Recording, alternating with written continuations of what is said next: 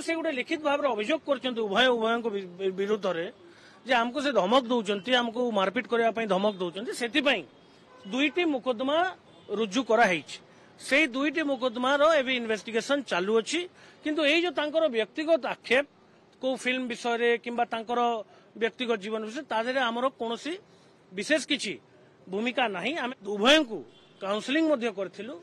जे आपण मैंने व्यक्तिगत आक्षेप वंचित निवृत्त रहतु एवं आपण मैंने आपण निज निज कम करूँ ये काउंसलिंग करूँ एवं आम यहाँ डिमांड थिला जे भल इन्वेस्टिगेशन कर समस्त साक्ष्य प्रमाण आधार रे ही जो दुईटी मुकदमा रुजु होती तार इन्वेस्टिगेशन से माने दुहे उभय आज दुई जन जाक समान समय आसते तो तांकर भितर कौन टिके एग्रेसन होती कथा कटाकटी होती किंतु ताहा आमे तांकु स्ट्रिक्टली मना करथिलु ए प्रकार जिनस